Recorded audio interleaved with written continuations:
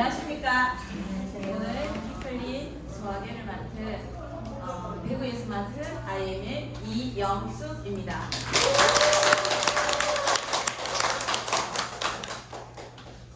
저는 1교시 영양소와 소화 과정을 맡았고요. 그 다음에 2교시는 피클린 제품에 대해서 할 겁니다. 김미영 사장님이 하실 거고, 3교시는 피클린 실행 프로그램하고 피클린 후기를 신대석 사장님이 하실 겁니다. 오늘 1교시 영양소의 소화 과정인데요. 오늘 오신 분들 정말 잘 오셨습니다. 이 소화 과정을 제가 딱 이 과정을 딱 겪고 나면 그냥 머릿속에서 바로 이렇게 딱 다 되게끔 제가 그렇게 만들어 드리겠습니다. 제가 준비 많이 했거든요.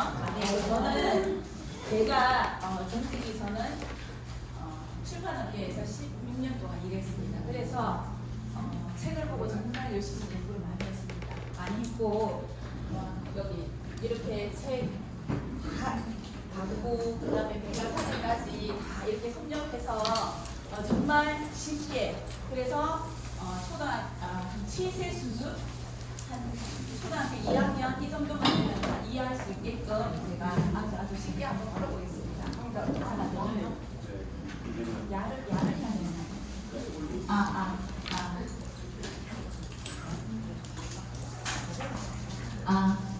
됐어요? 자, 그럼 영양소란 생명활동을 유지하기 위한 에너지원입니다. 그리고 신체 조직, 근육, 혈액, 뼈 등을 구성하는 데도 영양소가 필요하고요. 신체의 컨디션 조절에도 영양소가 필요합니다. 6대 영양소인데요. 탄수화물, 단백질, 지방, 비타민, 무기질, 물입니다. 제가 공부할 때 우리는 1군 단백질, 2군 칼슘, 3군 비타민, 4군 탄수화물, 5군 지방 이렇게 저는 배웠습니다. 근데 지금 요즘은 이렇게 6대 영양소로 이렇게 나타내고 있습니다. 자, 탄수화물은요, 우리가 매일매일 먹는 겁니다. 그죠? 밥, 빵, 떡, 국수. 자, 1g에 4칼로리의 에너지를 냅니다. 근데 초과하면 지방으로 정상이 됩니다. 우리 몸에 꼭 필요한 에너지원이고요. 소화 작용을 거쳐서 혈액 속으로도 이동을 합니다. 세포에 에너지를 공급하고요. 운동 에너지 공급이 됩니다. 자, 뇌에 직접적으로 영양분을 공급하고, 그 다음에 과도한 섭취는 체중이 많이 나갈 수 있습니다. 그리고 혈당 상승의 원인도 됩니다. 몸에 좋은 탄수화물은요, 정제되지 않은 탄수화물. 그래서 통곡물이라든지 현미라든지 보리, 기리, 내피, 경피를 함유한 이런 제품들은 그래도 탄수화물 중에서도 몸에 좀 더 좋으니까 가급적이면 이런 탄수화물을 먹는 게 좋습니다. 그리고 채소, 식이섬유 풍부, 그 다음에 당지수가 낮고 포만감 이렇게 있는 콩이나 사과 이런 것들이 좋습니다. 우리가 그 다음 제품이, 자, 탄수화물이 부족하면요 많이 피곤해요. 그리고 삶의 의욕도 저하가 되고 정신 집중력 및 인지 능력이 저하가 됩니다. 만성 두통이 올 수 있고 현기증도 올 수가 있습니다. 우리 막 당 땡긴다 이렇게 말하잖아요. 그죠? 그리고 우울감이나 불안감, 정서적인 문제도 있을 수 있고요. 근육 경련, 근력 저하, 손발 저림 이런 부분들이 올 수가 있습니다. 그 다음에 만성 변비라든지 설사 증상, 면역력 저하, 감염 위험 증가가 있을 수 있습니다. 자, 다음은 단백질입니다. 단백질은 고기, 생선, 우유, 대두, 두부, 콩, 계란 등에 많이 들어가 있고요. 탄수화물과 똑같이 1g에 9칼로리의 에너지를 냅니다. 세포와 조직 구성에 이렇게 영양을 조직 구성에 쓰이고요. 근육, 피부, 뼈, 혈액, 소화 및 호흡기 등 건강한 발달과 기능 유지에 도움을 줍니다. 그리고 머리카락이라든지 신체 기관, 탄력에 필요합니다. 우리가 단백질 같은 거 부족하면 머리카락도 부석부석해지고 피부도 부석부석해질 수 있습니다. 그리고 다른 영양소와 작용해서 영양소의 흡수, 운반 및 이용에 영향력을 줍니다. 비타민과 미네랄은 단백질과 함께 섭취할 때 흡수율이 향상이 됩니다. 모든 식품들은 단백질, 탄수화물 이런 단백질 식품에도 모든 식품에는 우리가 비타민이나 미네랄이 원래는 들어가 있습니다. 그런데 요즘은 이런 식습관이라든지 환경 오염 때문에 이것들이 이게 없습니다. 그 자세한 내용은 나중에 3교시 때 신재석 사장님이 좀 더 자세하게 이 부분을 설명을 해주실 겁니다. 자, 단백질이 부족하면요, 피로감과 무기력증이 오고 근육 감소가 약화되고 면역력이 저하됩니다. 그리고 체중 감소와 영양이 결핍되고요. 부종과 체액이 불균형이고 상처 회복이 지연이 되고 호르몬도 불균형될 수 있습니다. 하루에 우리 100g 정도 이게 권장을 하고 있는데 보통 계란 2개 정도 이렇게 섭취를 하시면 됩니다. 그 다음은 지방인데요. 지방은 1g당 9칼로리의 에너지가 됩니다. 적절히 섭취를 해야 되고요. 그 다음에 지방 역시 세포막을 구성하고 호르몬 생성 재료로 사용을 합니다. 체온 조절도 해주고요. 그 다음에 충격으로부터 많이 보호를 해줍니다. 그래서 지방이 많은 사람은 이렇게 공이 맞는다든지 이렇게 해도 별로 아프지 않습니다. 그리고 지방과 지용성 비타민을 함께 섭취하면 흡수가 더 잘 됩니다. 부족하면 지용성 비타민의 흡수를 떨어뜨립니다. 적절한 양의 지방을 섭취하는 것이 건강한 삶을 위해서 매우 중요합니다. 우리가 지방도 부족하면요, 피부가 많이 부석부석해지고 건조해지고 체중도 감소되고 집중력이 떨어집니다. 그리고 면역력도 약화되고 호르몬 불균형을 나타낼 수 있습니다. 그 다음에 상처가 나도 회복이 잘 되지 않고요, 우울증이 불안증이 있을 수 있습니다. 그 다음 아까 6대 영양소 중에서 비타민과 무기질이 있었잖아요. 비타민과 무기질은 우리의 PM 제품입니다. 그것은 나중에 2교시 때 김명 사장님이 피클린 제품에 대해서 설명을 할 겁니다. 다음은 물인데요. 만성 탈수가 노화를 일으킵니다. 우리 몸에 적정 필요한 수분은 70%입니다. 근데 어린이들은 보통 70에서 75%, 성인은 60에서 65% 정도밖에 안 된다고 합니다. 노인은 50에서 55%. 정말 물 별로 잘 안 드시는 분들 굉장히 많거든요. 그래서 인체의 수분 부족은 탈수로 이어지고, 탈수는 먼저 세포질에서 일어나면서 만성 탈수가 되면 세포막의 기능을 상실해서 노화가 더 빨리 진행이 됩니다. 자, 이때까지는 그냥 영양소예요. 이거는 다 그냥 기본적으로 아는 것들이었고, 저는 이제 소화계에 대해서 할 겁니다. 제가 그냥 참고 자료로 봤던 책들이고요. 자, 소화계는요, 계속 반복이 계속 될 겁니다. 자, 음식물이 세포가 이용할 수 있는 단순한 물질로 분해하는 건데요. 자, 소화계는 우리가 입에서부터 먹으면 입부터 식도를 지나서 위를 지나서 그 다음에 작은 창자, 큰 창자, 직장까지 오는, 그래서 거기에 이렇게 썰개라든지 간, 이자, 침샘 이 등이 이 소화계에 다 포함이 되거든요. 자, 그러면 먼저 소화가 뭔지 한번 알아보겠습니다. 소화는 고분자 물질, 큰 물질이 작은 저분자 물질로 변화하는 게 그게 소화입니다. 자, 음식물을 이루는 영양소 중에서 포도당이나 아미노산은 우리 몸이 바로 흡수가 할 수 있습니다. 그런데 분자량이 큰 거, 우리가 뭐냐면 탄수화물, 단백질, 지방, 이거는 분자량이 큰 겁니다. 그 탄수화물, 단백질, 지방은 바로 우리 몸에서 흡수를 할 수가 없습니다. 그래서 이런 고분자 물질을 흡수 가능한 저분자 물질로 바꾸는 게 소화입니다. 자, 우리 PM인들이 때문에 좀 더 고상한 용어로 음식물에 들어있는 영양소를 세포로 흡수하기 위해서 작게 분해하는 과정, 이게 바로 소화입니다. 자, 조금 더 쉽게 우리가 음식물이 입으로 들어가면요, 식도와 위, 작은 창자, 큰 창자를 거쳐서 다시 몸 밖으로 나옵니다. 그러면 우리 몸에서 영양분을 흡수하고 몸에 찌꺼기 다 이제 한 분으로 이 변이 나갑니다. 그래서 이러한 과정을 소화라고 합니다. 자, 소화에는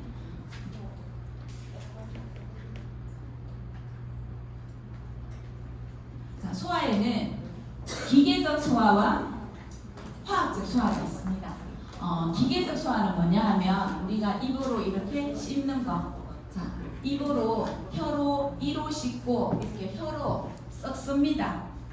썩는 이렇게 여기는 혼합 운동이 일어나고요. 위는 이렇게 계속 이렇게 주물러 줍니다. 연동 운동. 그 다음에 소장은 연동 운동과 분절 운동을 합니다. 기계적 소화는 물리적 소화라고도 하는데 우리의 이 힘으로 의해서 이나 이런 힘으로 의해서 이렇게 씹는 과정이고요. 그렇게 해서 소화가 되는 거고, 화학적 소화는 소화액에 의해서 화학적으로 소화되는 것을 말합니다. 소화액은 소화액 속에 소화효소가 들어가 있습니다. 자, 그러면 소화액은 뭐냐? 우리가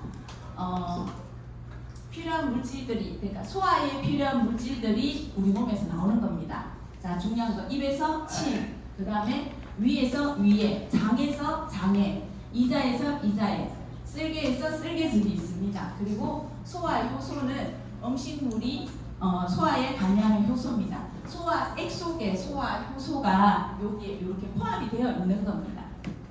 자, 그러면 다시 또 그게 계속 반복 설명입니다.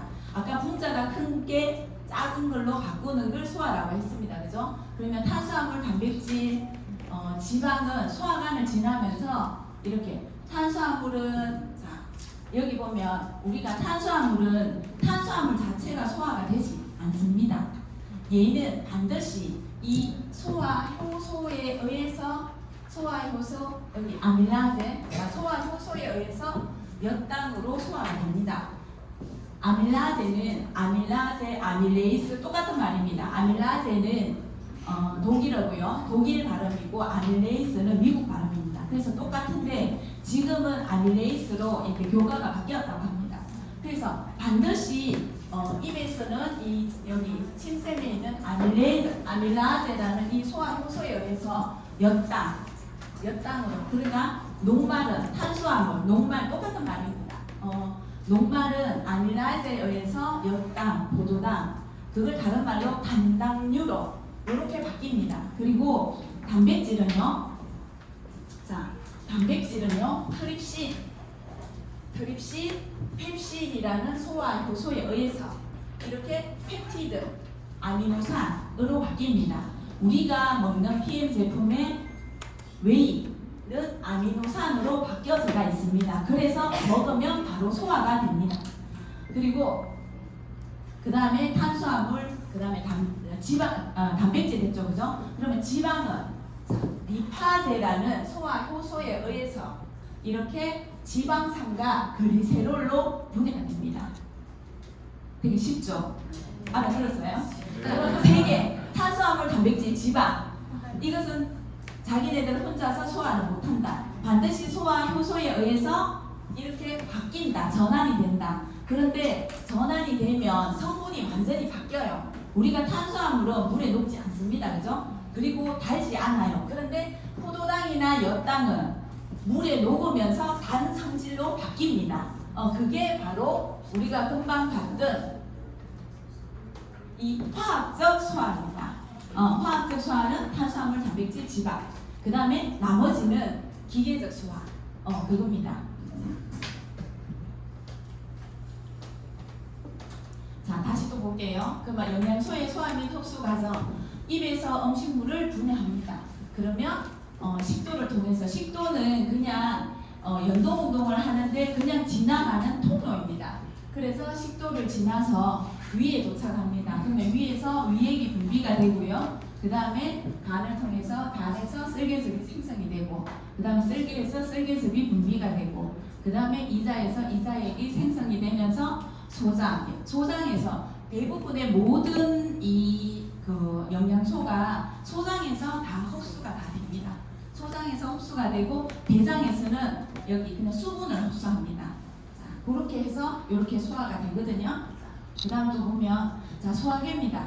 입에서부터 여기 이 직장까지 이 소화 간으로 구성된 게 소화계입니다. 근데 입에서 우리가 음식을 먹으면 침으로 침과 같이 섞여서 이 식도로 내려옵니다. 그럼 식도는 연동 운동을 하거든요. 연동 운동을 하는데 그래서 우리가 음식을 금방 먹고 나서 물구나무 서기를 해도 이 음식이 바로 입으로 안 나옵니다. 연동 운동해서 계속 밑으로 내려보내는 운동을 합니다. 그래서 식도에 가서 여기 위에 이렇게 도착합니다. 위는 영어에 이렇게 이런 제 있잖아요. 자, 위에 도착을 해서 그래서 이렇게 자, 위에서 이렇게 해서 이렇게 여기 작은 창자 그 다음에 큰 창자 우리가 대장 자 이래서 직장으로 나오거든요. 그래서 이 소화계의 길이는 사람의 길이는 몇 미터 정도 될까요? 9m입니다. 이 소장이 7m 정도 됩니다. 이 대장이 1.5m 정도 됩니다. 그리고 나머지 0.5m가 이렇게 합쳐서 9m가 되거든요. 그래서 이제 제가 예전에 아이들 이렇게 케어하고 할 때 그랬어요. 자, 여기 배에는 보면 소장이 이렇게 꼬불꼬불하지 있어. 근데 친구의 이 소장이 그냥 길게 있다 그러면 우리 친구 귀는 이 천장을 뚫을 수도 있어. 이렇게 말을 했거든요. 그러면서 아이들을 이해시켰던 게 기억이 납니다.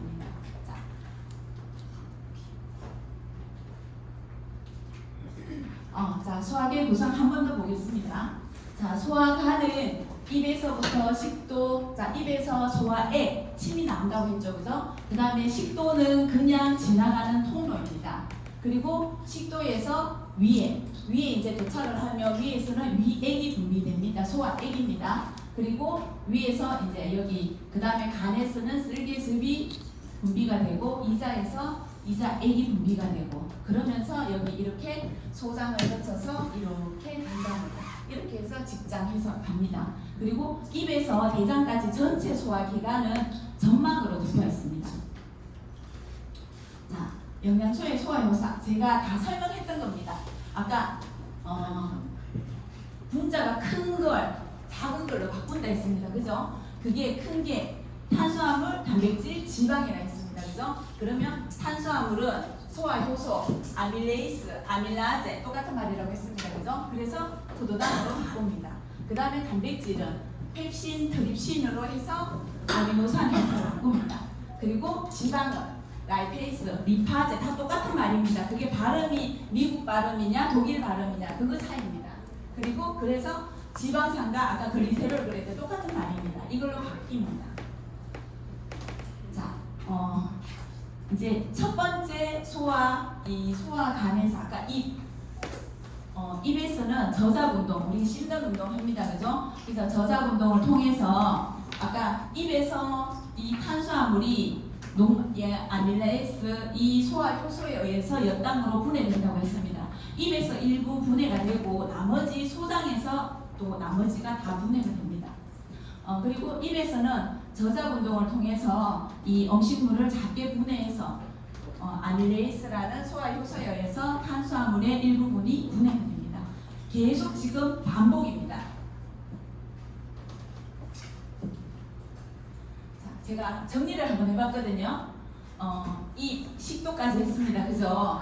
자, 이 다 같이 한번 제가 설명했던 거 생각하면서 이 같이 한번 읽어보겠습니다. 소화는 이에서 시작된다. 이에 있는 이는 분수를 다른 조각으로 짚고 씹어서 소화관을 거치는 동안 더 쉽게 분해될 수 있도록 한다. 음식물을 씹는 동안 신샘인 비미샘, 평미샘에서는 침이 분비된다. 침은 음식물을 거쳐서 쉽게 삼킬 수 있도록 하며 아밀레이스라는 소화효소가 들어있어 뭔가를 분해한다. 침은 침샘이 기미샘, 특미샘, 현미샘에 있는데 각각 한 쌍씩 있습니다. 그래서 6개가 있거든요. 근데 하루에 사람이 분비되는 침의 양은 1리터에서 1.5리터가 분비가 됩니다. 자, 그럼 식도 다 같이 한번 읽어보겠습니다. 입에서 삼킨 음식물은 식도로 들어간다. 식도는 위까지 연결된 근육상의 긴 관으로 연동 운동으로 10도가 됐잖아요, 그죠? 자, 다음 위부터 한번 보겠습니다. 자, 위는요, 이렇게 여기 소화 효소와 소화액과 소화 효소가 우리가 여기 음식물이 들어가잖아요, 그죠? 그러면 얘는 연동 운동을 계속합니다. 잘게 부서지기도 하고 연동 운동을 계속하면서 소화액이랑 섞입니다. 이 섞이는 게 유미접이라고 합니다. 그렇게 유미접 상태가 되면 여기 유분 간략근 이쪽으로 이렇게 밀어 넣습니다. 밀어 넣어서 이렇게 여기가 소장으로 이렇게 연결됩니다. 자, 그걸 생각하고 위 한 번만 읽어보겠습니다. 위는 소화관 중에서 가장 넓은 부분으로 음식물이 몇 시간 동안 머물 수 있는 일종의 저장소이다. 위는 산과 효소를 분해하여 음식물을 분해하며 강한 근육 운동으로 음식물을 위에가 골고루 섞어 유미접이라는 걸쭉한 액체로 만든다. 네, 위는 위에 음식물이 머무는 시간은 보통 3시간에서 5시간이 머뭅니다.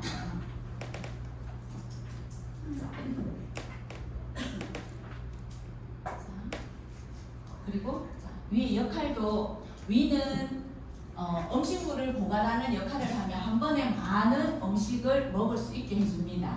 자, 그리고 여기 위벽에 있는 이것도 같이 한번 제 얘기를 생각하면서 같이 천천히 한번 읽어보겠습니다. 위벽에는 세세에서는 위액을 분리한다. 위액에는 음식물이 잘 움직일 수 있도록 해주는 점자기와 음식물에 섞여있는 미세물들을 튀기는 작용을 하는 염산, 그리고 단백질의 소화를 돕는 효소의 핵심을 열어간다. 소화가 섞어서 유미질이라는 걸쭉한 아랑제 상태로 만들고 수축 운동을 통해 유분으로 밀어낸다. 네, 연동 운동은 이렇게 20초에 한 번씩 하거든요. 그렇게 하면서 위에서부터 아래로 이렇게 밀어 이렇게 아래쪽으로 내려가게 그렇게 연동 운동을 하고 있어요.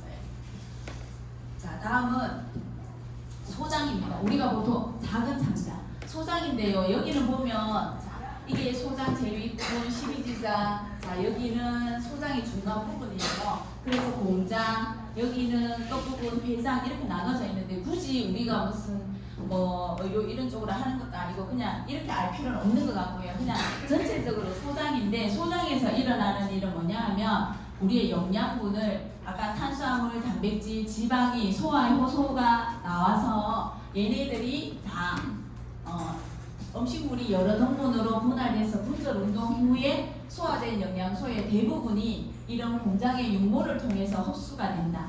이 부분만 알면 됩니다. 그러니까 소장은 영양분 흡수 이렇게 자 하는데 이것도 보면 소장에서 아까 12지장 그 다음에 12지장 아까 12지장은 소장은 장액이 나온다고 했잖아요. 그래서 소화액, 장액이 나오는 거고 그래서 여기에서 탄수화물, 단백질 아까 지방 이게 분해가 됩니다. 자, 이 소장에는요 이런 융털이 있어요. 이 융털이 있는데 융털이 어떻게 생겼냐 하면 손가락 모양으로 이렇게 생겼는데 요 길이가 1mm인데 요 손톱 이렇게 본인의 손톱 여기에 이런 융털이 몇 개가 있냐? 4,000개가 있어요. 생각만 해도 곤지럽죠. 그래서 그게 1mm 있는 이게 4,000개가 그 벽에 이렇게 꼼꼼히 다 붙어 있어요. 그러면 우리가 음식을 먹고 그 다음에 약을 먹고 이러면 약 그 찌꺼기들 그게 다 어디 있겠어요? 여기에 다 있어요. 여기에. 근데 그 약을 우리가 40년, 50년, 60년 막 먹었잖아요. 그래서 여기에 다 있는 거예요. 그래서 우리가 엔티바이러스 먹으면 이 장을 이렇게 이걸 청소해 준다는 게 여기에 이 찌꺼기가 다 들어가 있어요. 자, 그래서 여기도 그 소장은 이렇게 융털이 있어서 음식물 같은 게 들어오면 얘가 이렇게 1mm로 있다가 이렇게 막 벌려서 음식물을 막 이렇게 갈아 먹는데요. 그래서 그렇게 해서 이 소장이 이렇게 구성이 되어 있거든요. 그리고 소장에서는 이제 소화가 일어난다고 생각을 하면 됩니다. 자, 제일 마지막 부분 회장인데요. 이 소장에서 제일 끝부분인데 여기에서는 자, 흡수하고 남은 영양소를 대장으로 보내는 거예요. 그리고 대장의 역류를 방지하는 거라. 여기에서 이렇게 해서 이렇게 대장으로 이렇게 갈 건데 이쪽으로 이렇게 갔던 게 이쪽으로 돌아오면 안 되잖아요, 그죠? 그래서 못 돌아오게 얘네들도 여기에 폐장 여기에서 연동 운동을 하거든요. 그러면서 밀어 올리는 그런 운동을 하고 있어요. 그리고 폐장에서 비타민 B12 얘를 흡수를 한다고 해요. 자, 제가 소장도 정리를 한번 해봤거든요. 같이 자, 이것도 제가 설명을 금방 했기 때문에 한번 읽어보겠습니다. 유미접은 시작. 유미접은 위에서 소장으로 이동한다. 소장에서는 소장과 위자에서 분해하는 여러 가지 소화 요소에 의해 음식물이 완전히 분해된다. 간에서 만들어져 쓸개에 저장되어 있던 쓸개즙과 위자액은 식이지장으로 분비된다. 쓸개즙에는 소화 요소가 들어있지 않지만 지방성 음식물을 작은 알갱이로 만들어 소화를 돕는다. 거의 모든 소화작용은 소장에서 완료된다. 소장의 내벽은 많은 주름이 져있고 수없이 많은 융털이 있어서 소화된 물질을 효율적으로 흡수한다. 흡수된 양분은 혈액 속으로 들어가 일부는 온몸의 세포로 운반되며 나머지는 간으로 운반된다. 간은 양분을 저장하고 있다가 필요할 때 방출하며 양분을 몸에서 필요로 하는 형태로 바꾼다. 소장에서 흡수되고 남은 물질들은 대장으로 옮겨진다. 대장에서는 물과 분기제를 흡수하고 남은 찌꺼기는 대장의 끝부분인 직장으로 옮겨진 후 대변으로 배출된다. 대장을 한번 보겠습니다. 대장은요, 여기도 대장 보면 여기는 맹장이고 여기는 결장이고 여기는 직장이라고 이렇게 하는데 이런 것까지는 몰라도 되고요. 그냥 자 대장입니다. 대장이 하는 일은 수분을 흡수하는 겁니다. 우리 제가 웅진에서 일했잖아요. 거기에서 유아 체계에 보면 어떻게 이 대장이 하는 일을 어떻게 표현이 되어 있었냐면 수도꼭지를 여기 이렇게 수도꼭지를 이렇게 다 달아서 여기에 수돗물이 다 나오는 거예요. 그러면 여기 이 대장 속에 있는 수분을 흡수한다는 그렇게 그림으로 표현되어 있었거든요. 유아 체계는. 그래서 그걸 그냥 떠올리면서 이 대장이 하는 일은 수분을 흡수하는 거예요. 그러면 수분이 이렇게 흡수되면 그래서 우리 직장에서는 우리가 이렇게 변으로 똥으로 나오는 겁니다. 그리고 여기에서는 이제 아까 위쪽으로 이렇게 올려야 되니까 역류되는 거 막아주는 거고. 그래서 대장은 그냥 수분 흡수 이거 정도만 알면 됩니다. 자, 이것도 똑같은 그건데 여기에서 조금 더 상세하게 뭐 그 결장 중에서도 상행결장, 뭐 행행결장 이런 식으로 하행결장 이렇게 나눠놨는데 이렇게까지는 몰라도 됩니다. 자, 영양소의 소화 및 흡수 과정을 정리를 한번 해보겠습니다. 우리가 입에서 음식을 먹습니다. 그죠? 그러면 아까 입에서 탄수화물이 아밀레이스라는 소화 효소에 의해서 몇 단으로 분해가 된다고 했습니다. 그죠? 자, 위에서 단백질은 폴리펩타이드에서 소화 효소에 의해서 아미노산으로 분해가 되고요. 지방은 라이페이스에 의해서 지방산과 모노글리세리드 아까 다 똑같은 말이라고 했죠. 그죠? 이렇게 분해가 됩니다. 그러면 소장에서는 영양소가 흡수가 됩니다. 영양소가 흡수가 되면 대장에서 수분을 흡수해서 마지막으로 변으로 나갑니다. 자, 그렇게 해서 소화되는 그렇게 해서 끝이 났습니다. 굉장히 쉽죠? 맞죠? 머릿속에 좀 이렇게 다 들어왔나요? 자, 그 다음 항산화제인데요.